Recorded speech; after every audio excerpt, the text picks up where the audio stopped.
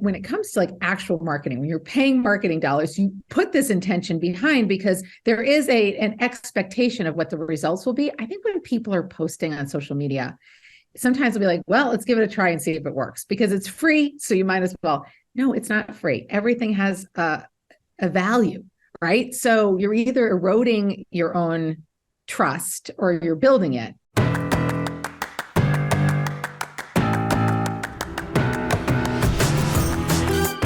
Welcome to the Marketing Expedition Podcast, an auditory journey through the latest in marketing, branding, and advertising. Now, here's your Marketing Expedition guide, Ray Allen. On this week's episode of the Marketing Expedition Podcast, I get to speak with Tracey Pontarelli from New York City, and she is a 15-year branding and marketing pro turned successful wellness entrepreneur and mindset and marketing coach. She teaches women how to strengthen their mindsets, build authentic personal brands and successful businesses by aligning with who they really are and what really lights them up inside. She loved working as an executive in marketing and PR, but after she had her kids, she found herself unhappy. She was no longer fueled by the work she was doing and was burnt out by trying to get it all done. She missed her family and felt like she was stuck, and life is simply just too short to stay frustrated and stuck.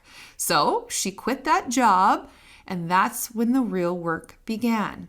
She figured out how to leverage her gifts and strengths to build a business around her values and her family, and she built a hugely successful wellness business and has taught hundreds and hundreds of women to do the same. Through it all, here's what she learned. You are a magnet, and whatever you're putting out, someone is picking up 100% of the time, no exceptions. Your magic lies in building an authentic personal brand rooted in your passions, strengths, and purpose. And when you do that, you fly, she says. It's her mission to help as many women as possible believe in themselves and use their authentic voices to attract in everything they want more success, more freedom, more impact, and more purpose. Now it's time for your marketing essentials moment. The basics, the essentials that you need to build your brand and your bottom line. In today's topic, I really just wanted to take a step back and go over the marketing plan basics and make sure you have all the components in your plan and that you are even doing a plan for your marketing, right?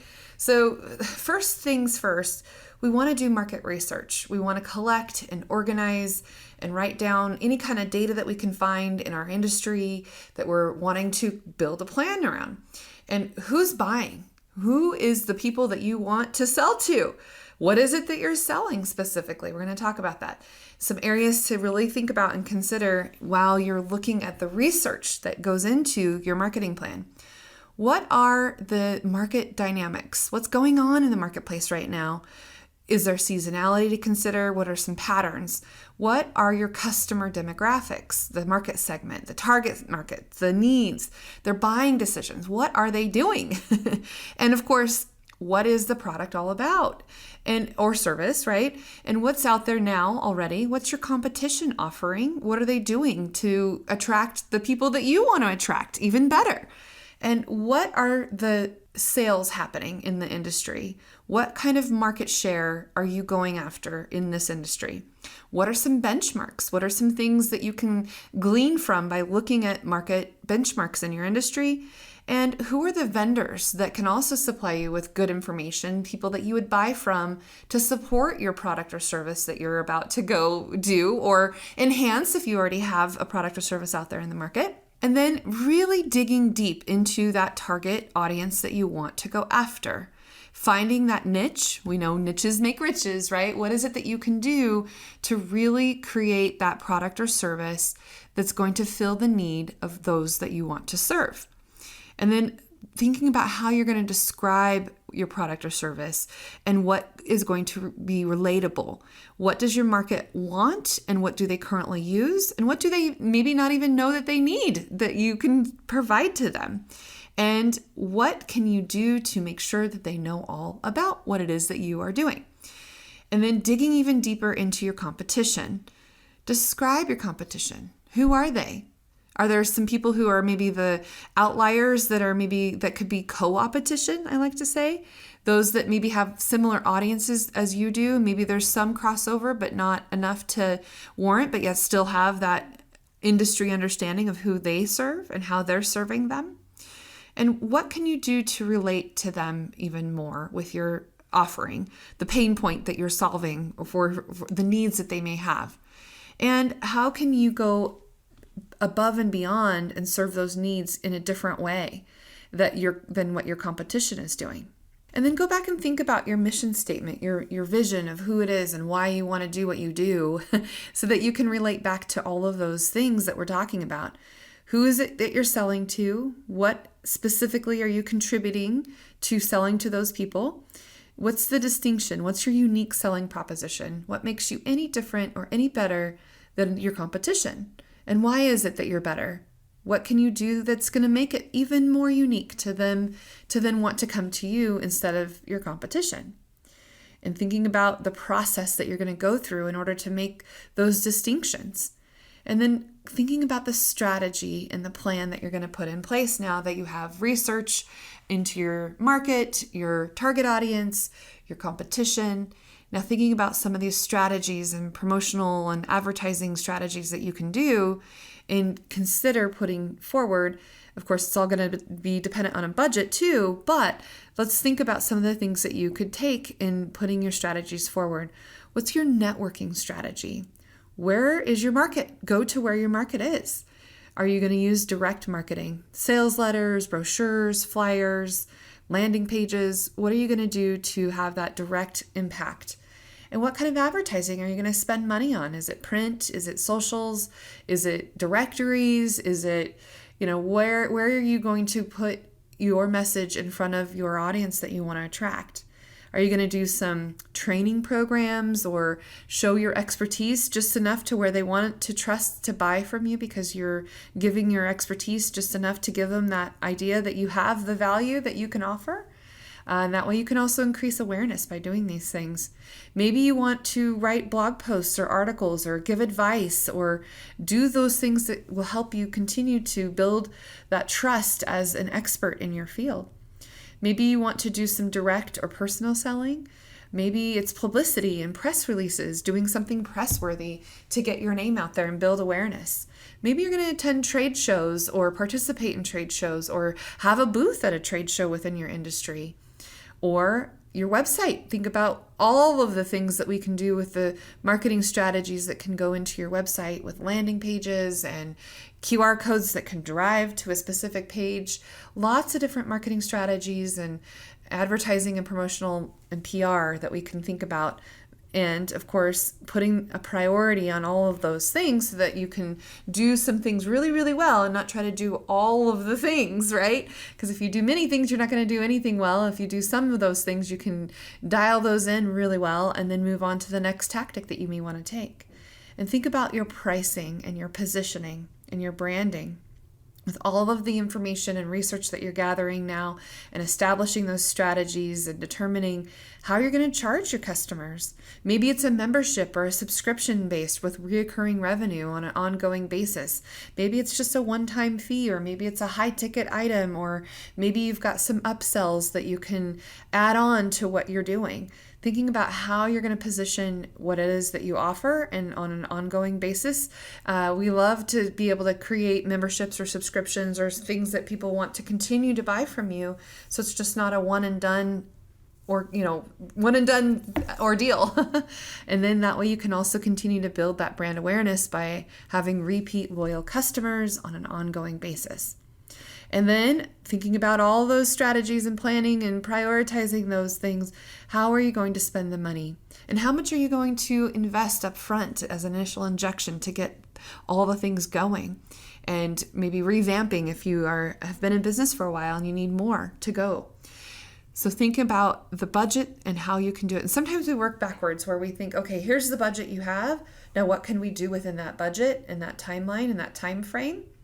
Or we go about it another way and say, here's all the recommendations of things we think you need to do, and here's how much it's going to cost for each of those things to do all of that. Some people look at budget as a percentage of top line revenue. And, within your industry, I'm sure there's different standards and benchmarks that people spend money on in your marketing in your industry. But sometimes it's, let's just take a number of, let's say 10% or 20% of our top line revenue. And that's what we're going to reinvest in marketing. And as our product or services sell, we're going to reinvest and continue to invest.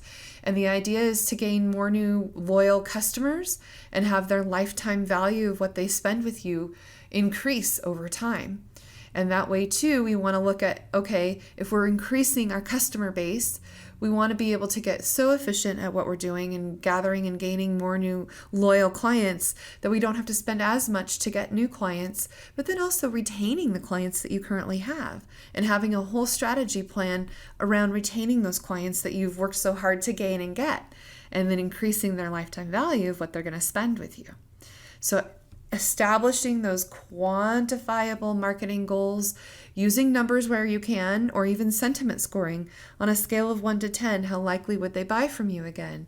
On a scale of 1 to 10, how prominent is your brand over somebody else's? Those types of things. You can use sentiment scoring when it's harder to have actual data that is concrete evidence of what your tactics are or how they're performing. But you can have goals such as we want to increase at least 30 new clients within X amount of time and sell 10 new products to them per week, or upsell them on different levels or packages or subscriptions. And we want to increase total income by 30% this year, or whatever the goal is that you want to create. That's just an example. But you could also include, sales. You can include profit goals. You can include customer satisfaction goals.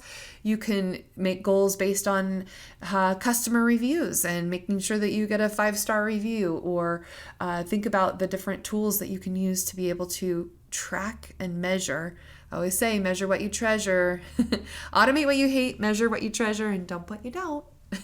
And then, of course, monitoring those results, testing and analyzing and doing new iterations every time, and understanding what works, what doesn't, and what to stop, start, keep, or tweak. These are all things that we do because marketing is not a sprint. It's a marathon, an ongoing long-term investment into your marketing, and being able to track the leads and the visitors to your website and the percentage of increase in sales to your impressions, or whatever KPIs, kept promise indicators, or key performance indicators that you can track, will help you continuously build and grow and continue to make sure that your marketing strategy and plan is highly effective. And when it's not, it's okay to pivot, and you can do some course corrections along the way.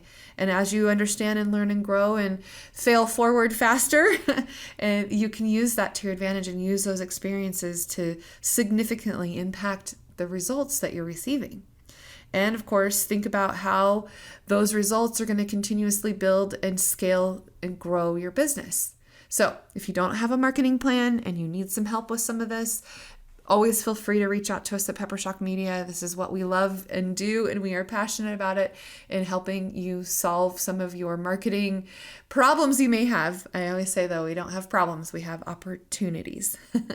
All right, so with that said, let's get into our interview with Tracey. You're in for a treat. Let's go.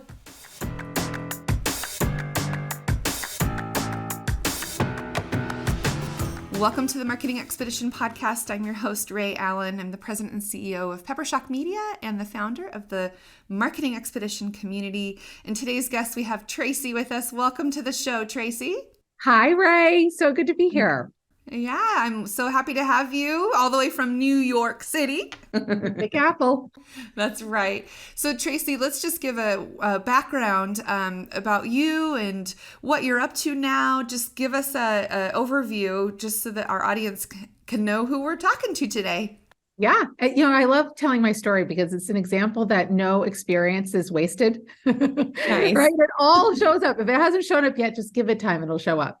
My career started in New York City many moons ago, working in marketing and public relations at a major firm here in Manhattan, which I did for about 14 years.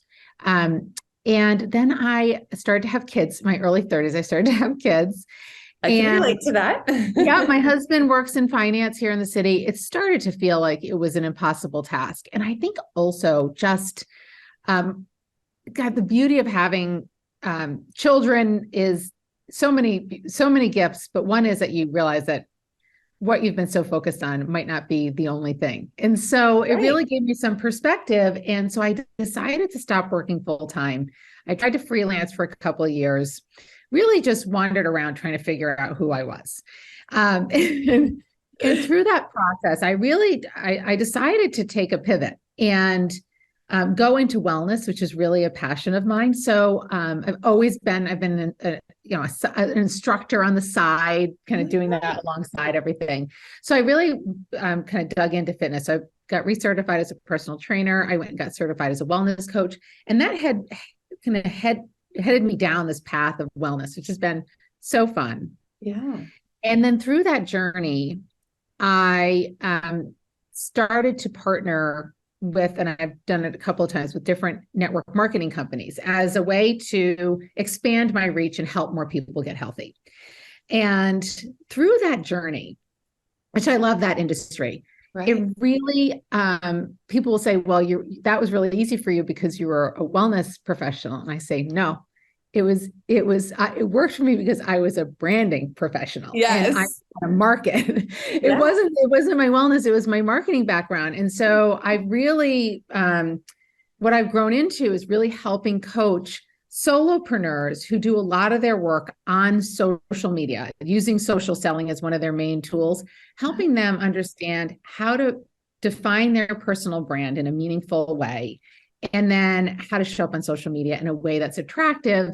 Because as you and I both know, people do business with people they know, like, and trust. So really helping people take a look at that from a practical way, someone who probably has no experience in doing this type of thing. Like, where do you begin? How do you start? And how to help people show up in a more authentic way that's more fun for them on social media. I think it can really be a slog for a lot of people.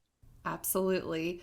And I love that you have the intersection of both and recognize that, you can be a wellness coach, you can be all these things, but if you don't know how to market your brand, no one's going to know about it, right? Right. And it's a learned skill, and we kind of throw people into the deep end of the pool and say, good luck, go get it. And that's why people feel so unsuccessful.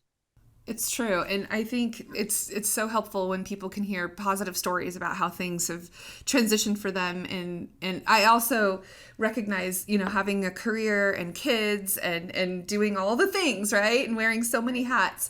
Wellness is good to be in an industry to be in because it can get overlooked so easily. It sure can. Yeah, absolutely. So let's talk about some of the tactics that you took, that you learned, like you said, it's kind of some regard self-taught, but you had the marketing background, the branding background. Share with us some of the things that you did and now do with your people that you work with now. Yeah, I think one of the things that sometimes can get lost on the average person is the trust in showing up as their most authentic self.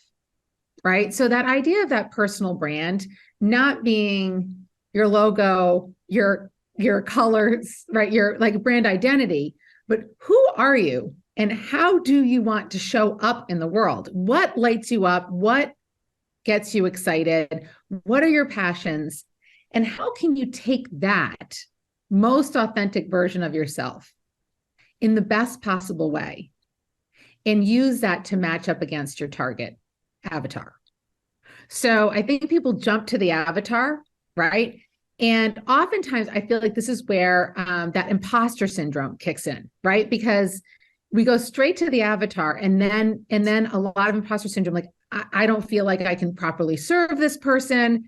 I'm a fraud. I'm not, and that feeling of comparison, where if you start with yourself and understand that when you connect with the other person in a really authentic way, that is the true access point where you will make that deep, deep connection. And I do feel like a lot of people just don't trust that they're enough to be enough. And we all are, we're all enough. And so that's really where a lot of the work starts, because I think when people start to really trust that they have something to offer and value to give, then everything becomes easier. But if you don't really do that work first, you're always trying to be someone who you don't yet feel like you are. Right, that kind of imposter syndrome or the fear of failure or all of those things that come up, and confidence busters that, can prohibit people from moving forward, right? And doing the things that they do know to do, right? Right. And that feeling of shoulding, and I'm sure you do this work all the time with your clients. Well, I mean, when you ask someone, the most challenging thing for people is to figure out who their target is, right? And there's this fear based in it. They don't want to miss anyone. They don't want to feel like they've gone into narrow and then they won't, right? They're leaving people out. This feeling that real fear. And I think that once you get really clear on who you are and who you're trying to serve. And again, this is really for solopreneurs, right? So like they're the brand, right? You're the brand, right? You're a coach, you're the brand. And it's why would people want to do business with you? And who do you really want to help versus who do you think you should be helping? Right? It's really trying to like peel back those layers and really try to get down to, and oftentimes what I see for a lot of coaches and social entrepreneurs is they're trying to help someone that looks a lot like them. Mm-hmm. Right? And that idea that you don't have to be the expert, you just need to be a little bit in front of where they are right now. You can be 5 minutes ahead. And as long as you're helping them go where they want to go, you are adding value. You don't need to be the expert. Yeah, I like that saying, don't should on me, right? The shoulds, so it's almost like you got to turn it on yourself. Don't should on me myself. Don't should all over, you're shoulding all over yourself. Don't be shoulding all over yourself. Oh, that's so I know. true. My husband jokes because he says should. I'm like, you should. Don't should on me. I remember the first time I heard that. I was like, okay. One of my favorite phrases. Yeah. And I have 2 teenage boys. So it's our job as moms to guide them, mold them, grow them, teach them, right? And you should be doing this and you should be doing that. I catch myself. I'm like, well, do you think you could? Maybe you could. So I have a couple of teenagers in my house too. It's really, they teach us a lot, don't they? Oh, they do. Yes, they can be good testers of patience too sometimes. Yes. Okay, so let's dig into a little bit more. So when you have a client and you're beginning to work with them, walk me through the process of what you do, how you go about getting to them to this point to where they can have the confidence and they are doing the solopreneurship, or even companies who have people who act like entrepreneurs inside the company. There's that kind of idea. But let's get them to where you're working with them. What are some things that happen? What are some tangible things that occur from you having worked with them? Yeah. So, I mean, what starts to happen is there becomes a lot more clarity in their messaging, because once I'll say this, I'm a huge fan of the law of attraction. Yeah. Right. And I believe what you put out is coming back like a magnet. That's why we call it magnetic marketing.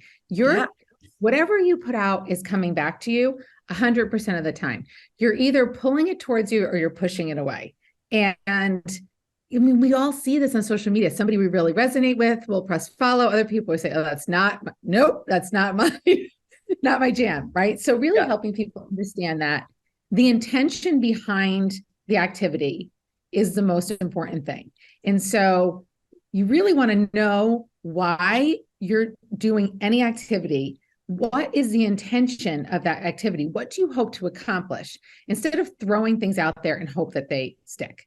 And I do feel like when it comes to like actual marketing, when you're paying marketing dollars, you put this intention behind, because there is an expectation of what the results will be. I think when people are posting on social media, sometimes they'll be like, well, let's give it a try and see if it works, because it's free. So you might as well. No, it's not free. Everything has a value, right? So you're either eroding your own trust or you're building it.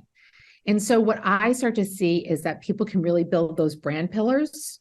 And once they build the brand pillars that are really based on things that they are excited about and interested in. Yeah.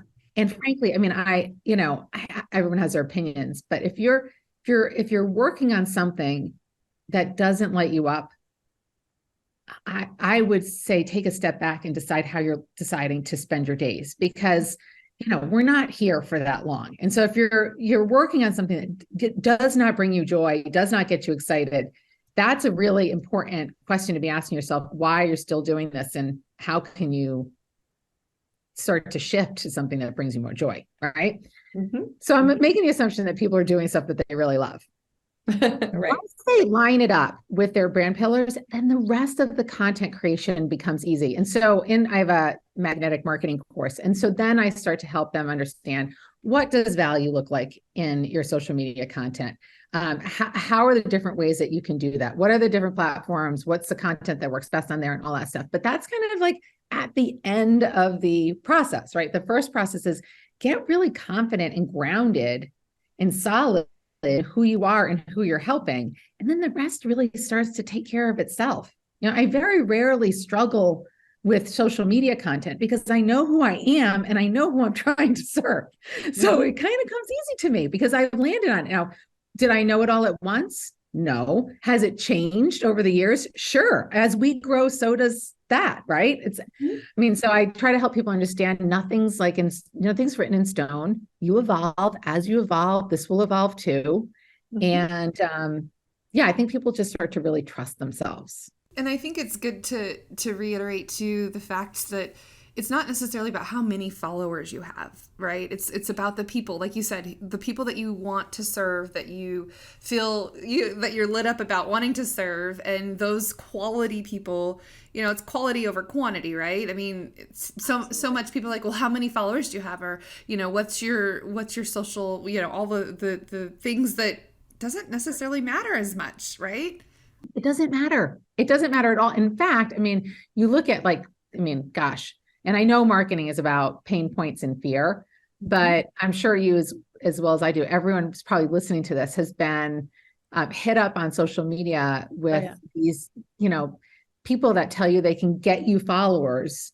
And not only does that not help your algorithm, right? Because if you've got a bunch of fake accounts, then you're lessening your ability to actually get to the people who are actually fans. Mm-hmm. And you feel like a fraud. You feel like a fraud because you bought followers. And so when I talk back to the congruence and authenticity, I feel like that's more destructive to your feelings of worth and ability, because that you paid for it and it's fake. And then now you've got that hanging on your shoulders with everything else you're trying to figure out. It doesn't, I agree with you so much. It really is like, if you had 100 people on social media who truly got value from you, fantastic. Right. But there are ways to grow that in a really authentic way. And it doesn't have to be overnight. And you can go find those people who feel the same way you do. And there's ways to do that in a super authentic way, right? There's just so many good ways to go about that organic, authentic growth. I think Instagram did itself a disservice to people who were trying to get followers so they could have 10,000 followers so that they could put a link in, right? And I saw that. It's true. And it's sad because they kind of, it sort of backfired on, the whole purpose of the platform. And it was like, just open up the link to anyone who wants to post a link. And P.S. we make up everything. Everything's made up. Instagram made up that number. Like literally stuck their finger in the sky and said, what number is good? 10,000? Okay, let's do, it was based on nothing, nothing. And so now you're going to put worth in a number that Instagram made up out of nothing. Right. Right. But now we don't have to do that because they have the links in the stories. So nobody has to get 10,000 anymore. They realized, what's happening here?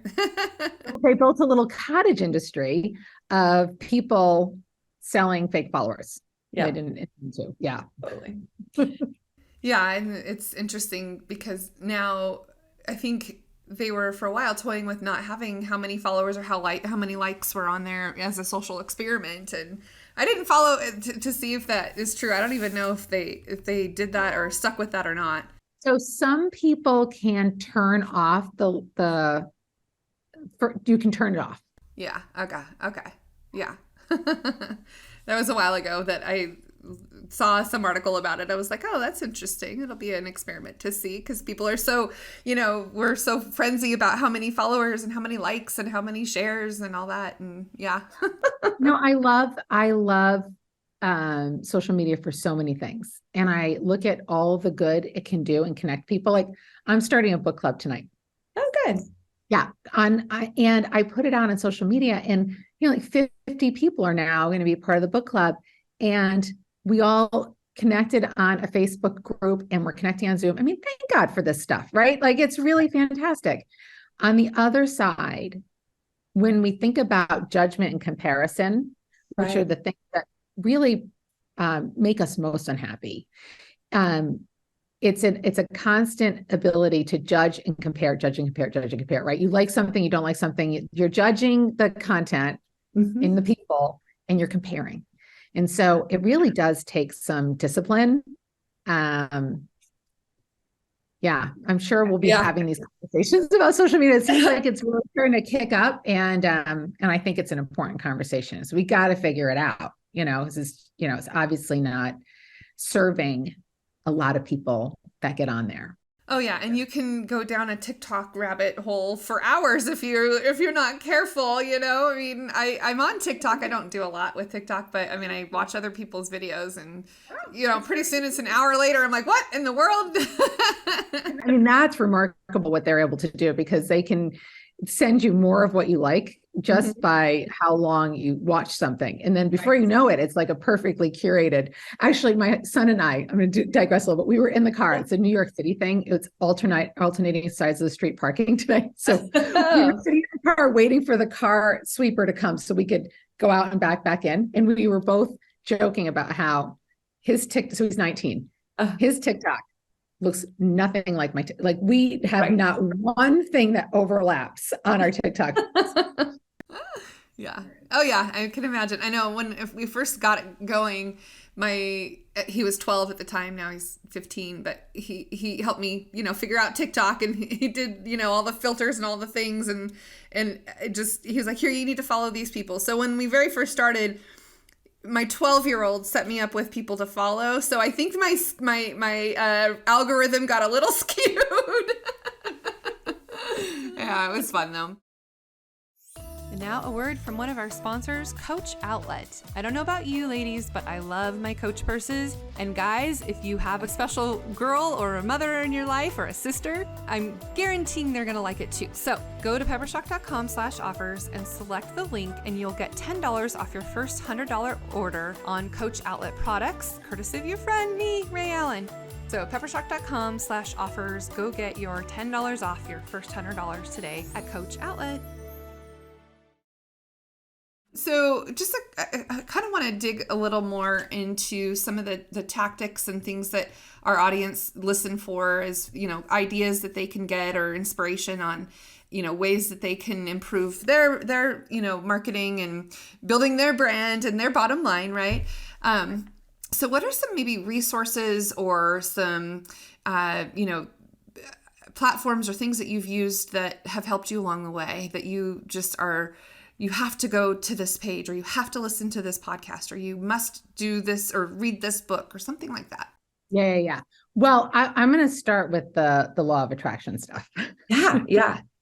I really would encourage anybody who that feels like it resonates with to go listen to some of the work by Abraham Hicks. And there's a book called The Law of Attraction. You can also follow them on social media. There's a bunch of different resources. They've been around for a really long time, and really start to understand how powerful your energy is and how it's really the most important thing. And so everyone that's listening, listen, we all want to achieve our goals and be successful. And, we're on this planet to challenge ourselves and stretch ourselves. If you're doing it out of a place where you don't feel like you're enough and you're not going to be happy until, you're never going to be happy. And Right. so just really, I spent a lot of time, a lot of years, especially those early years in New York, wearing my busyness like a badge of honor Mhm. and, my productivity like a badge of honor. And I really just think I used it as a shield for not knowing what I really wanted, and so I would just really encourage everyone to start with that, because I think that's the most important thing. I would encourage everyone. I've got a podcast and I review all of this stuff on my podcast and give I've got a personal branding workbook that's free that anybody can grab, and that's all available. So I would offer that up because, I did a lot of, I've done all this work in branding, but I also, I really started to try to figure out how can I teach this to other people. I looked at a lot of the personal branding work. And it's more on the back end of the equation. Like it really is more the kind of aesthetic, which is important stuff. But until you do that internal work, I just don't think it really, you're never going to feel like it's enough because you're not grounded in that authenticity. So yeah, I would say, I hop on mine. I'm going to start over the next couple of weeks. I'm going to start back at the magnetic marketing course, and I'm going to start in module 1, and I'm going to do every single module all over again. So people could literally just follow along on the podcast and take that step by step. I love that. Magnetic marketing. I think that is, it's definitely, you understand it right away. So the idea of magnetic marketing is amazing. Yeah. And I do feel like, I'm sure all of the stuff that you do, like when people start to think, so I'll hear people talk, ask me about lead magnets and funnels, and yes, and get the first stuff done first, because I do, you're going to have to go back and answer those questions. Yeah. Don't just answer the questions, get clear on that stuff. And then I think that's when you start to like you can really press the gas, because you know who you are and you know who you're talking to and you know what the things are that you want to say. And then that is just, all those are just tactics to, just take those same messages and just apply them right in. So, yeah, I feel like this is where people get stuck the most. Yeah. They don't know how to answer those questions. I mean, they might be posing the questions, but maybe it's not the right questions to ask or answer, or, there's lots of different ways to go about it. But you're right. I think if they can, like you said, have that basis, have that groundwork done, that's going to be able to feed them all kinds of good content to share. It's a never ending supply. Once you land on what are the things that bring me joy, that get me excited. The way I like to describe it is the intersection of your passions and their needs, right? When your passions and interests overlap with your target audience's needs and desires, boom, you're off to the races. I like that intersection a lot. That's a good way to put it, for sure. Okay, what are some of the biggest maybe surprises that have happened in the last, 6 months or so that you've seen as people you've worked with them? What are some things or some examples of things that surprised you? Well, that's a great question. I think when I first launched this course, I really I didn't anticipate how much this personal branding exercise would help people feel better about themselves. Awesome. So, I knew that it would bring the clarity, but I didn't realize, I think, the extent to which people didn't feel like they were enough. And, we could have a whole different conversation on that. We are worthy. You're worthy even if you don't do a thing on your business today, right? your worth has nothing to do with your productivity. Mm-hmm. But your productivity goes up when you understand your worth. I love right? it. Right. Yeah. So it really is like a self-fulfilling prophecy. Like you'll get more accomplished when you believe you're worth it, and you're not doing it to prove your worth. You're doing it because you know you're worthy of it. Right. It's like the intention behind the activity. Are you doing it because you don't feel like you're enough, or are you doing it because you know you're enough? And it's definitely happening for you. Yeah. Right. So it's that conviction. So I think that was probably the biggest, most rewarding piece of it, is how people really started to believe in themselves, and that what they had to say had worth, and that it was enough. I love that. Yeah. Okay, another question for you.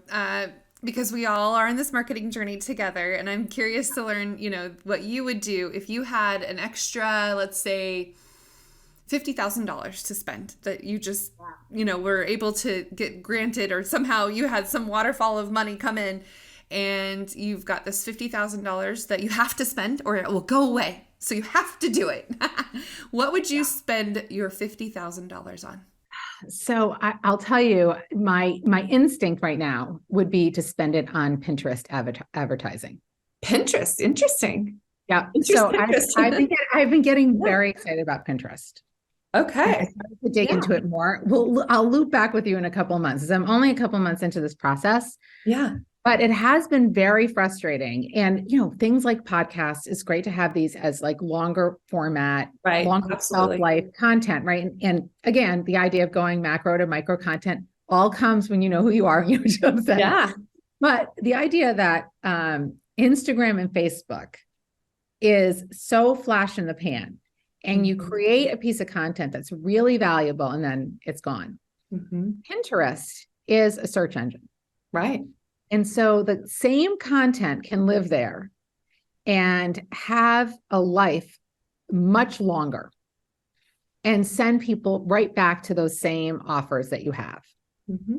So I've been hearing that, and it's just, I don't think a lot of people are doing it right now. So I think it's a huge opportunity. Yeah. To use that as a way to drive traffic. I know, actually, I've got a friend who works at another agency, and she said now more than 50% of her traffic comes straight from Pinterest. Unpaid, non-paid traffic from organic. From Yeah. Pinterest. Oh, that's great. Yeah, organic traffic from Pinterest.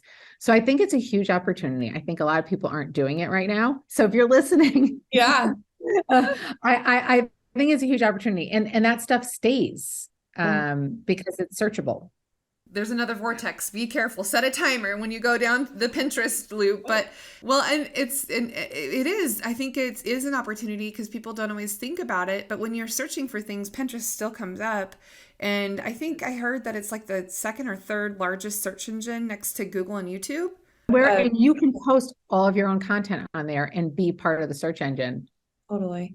We had a podcast interview with a Pinterest rep a while ago, and I think that they are exploding, and they actually, with agencies, will have a rep work with you and help you get to your target of what you want to accomplish, and they're very helpful and very attentive, and you don't have to search just to contact somebody, and they want to help you.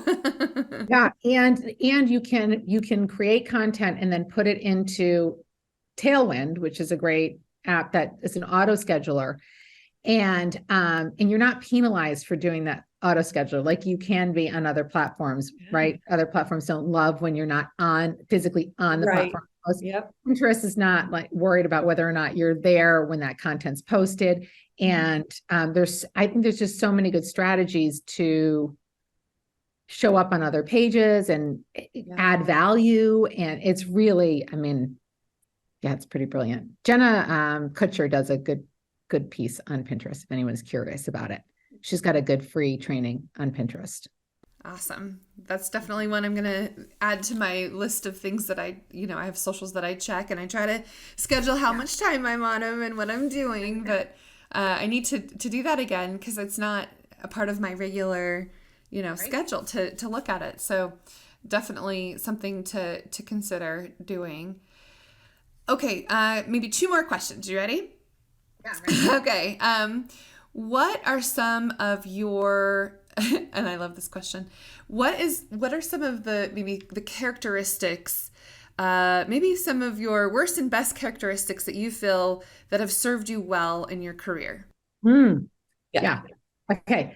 I just had this conversation with, I've worked with this amazing mindset coach. His name is Scott Bauman, Bowman. He's amazing.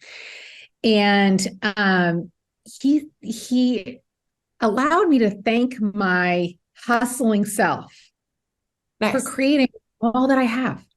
Yeah. Right. Right. I mean, I live in New York City. I have this amazing life. And I really have a life that, I pinch myself. If you told me I'd be living this life when I grew up in this little town in Rhode Island, I would have said, you're crazy. It's never going to happen. Right. I'm living this life. And sometimes I can look back on myself in judgment and think, God, you should have slowed down. But, she got me here. Yeah. She got me here. So I think that that ability that hustler in me, that kind of scrappy girl that like found her way here and made it. Did those side jobs, did the gigs in the wellness industry while you were doing, working for corporate America, or executives. I worked just one job until I was 28 years old. I always had a side hustle. Well, and then you had kids, so that was another, a different kind of. Not that our kids are side hustles, but it was just a whole nother, it was another job. Like becoming a mom is a whole nother job, Yeah. So I think loving all parts of yourself.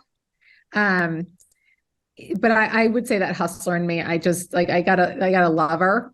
Sometimes she's loud and I need her to be quiet, but that I really do. And the fact that I just haven't been afraid to try things. I think I had nothing to lose, for so many years. And over that time, I learned that it all works out. And even if it doesn't work out, it's fine, so I think you learn from it, right? I mean, it's like the whole fail faster, forward more, Yeah, exactly. And I think the thing about myself that I think has been my greatest gift is that I'm willing to really dig into the work, the real work, the internal work. Mm-hmm.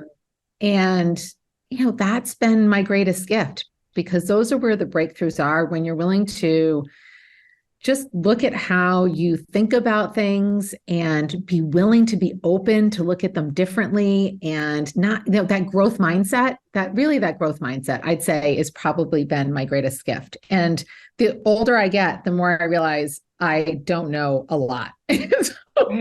Just like that idea that there's always an opportunity to learn something new, to do something differently. I don't know what I don't know. Things change all the time. I mean, gosh, when you and I started in this stuff, you couldn't have a Zoom call. Like none of this existed. Right. Yeah. It's come I along. remember life before any social media channels. I know. Right. It's crazy. So, yeah, just that openness has probably been my greatest gift. That just willingness to be seen as a beginner, the willingness to admit what I don't know, the willingness to not have to be seen as an expert, just a resource, just someone who can maybe help you get from point A to point B, not know all the answers. I think that's been my greatest gift in my second part of my career, is really that feeling. And that has opened up all the opportunities. Right.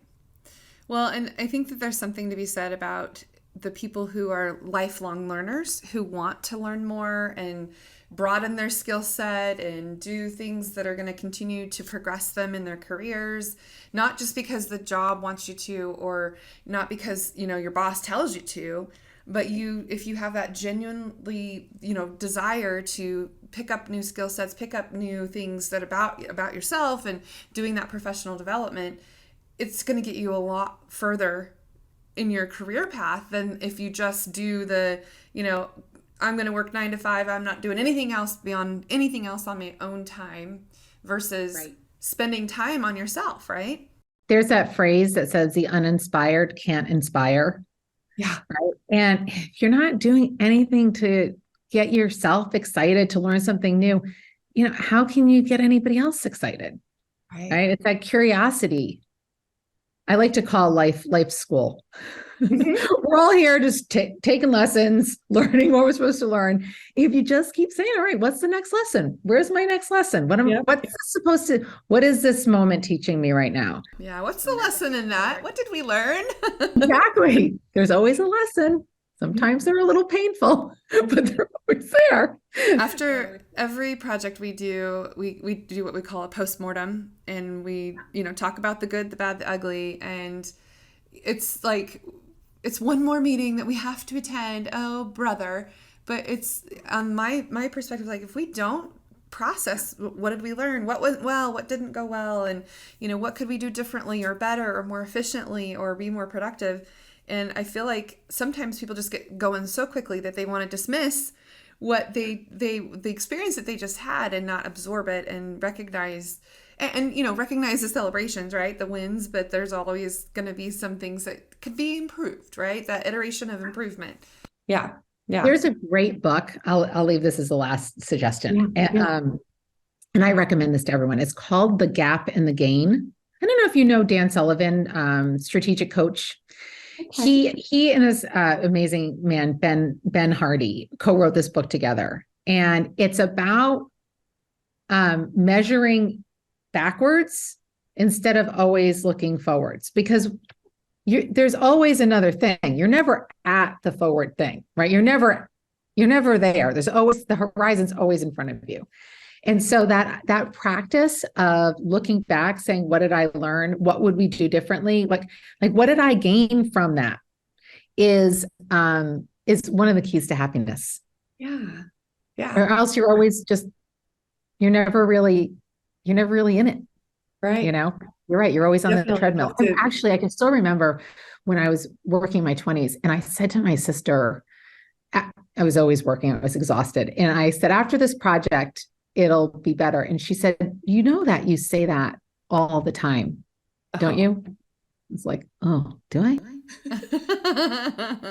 Just one more thing. I'm just going to do this and it's going to be better, Then I'll rest. I'll do that. And then I'll catch up on sleep. It's like, well, and same thing with marketing, right? I mean, it's a journey. There's always going to be something different or new or ways to try that's going to be better than before. And maybe not. Sometimes we try things that are like completely like, what were we doing? But you learn from that too. Yeah. So just as valuable, not as enjoyable, but just as valuable. Exactly. I say we don't have problems. We have opportunities. Right. Indeed. Well, this has been wonderful, Tracey. Any last things that you'd like to share, how people can connect with you, get your class, your workshops and stuff? Yeah. I mean, you can just hop onto my Instagram. That's the best place. You can go to my website, traceypontarelli.com, but Instagram is where you're going to find the most recent stuff. And in my bio, there's always going to be the most recent information. Or you can connect with me on there. It's Coach Tracey. Yeah, Coach Tracey _P. Tracey with an EY. Coach Tracey _P. Coach Tracey P. And we'll put that in the show notes. If you search Tracey Pontarelli, I pop up. Perfect.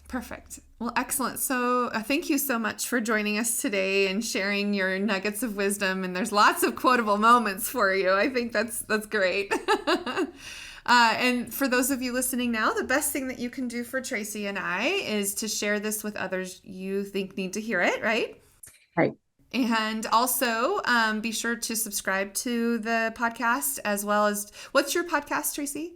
It's called The Magnetic Marketing and Mindset Show. The Magnetic Marketing and Mindset Show. I'm definitely going to go follow that too. And we will put this out there in the world and share it with others. Give us a review, and that's going to be like gold to us. So thank you so much. And until next time, everyone, enjoy your marketing journey. Thanks for listening to the Marketing Expedition podcast. Want to continue the journey? Don't miss out on new episodes. Subscribe on iTunes, Spotify, Amazon Music, or wherever you get your podcasts.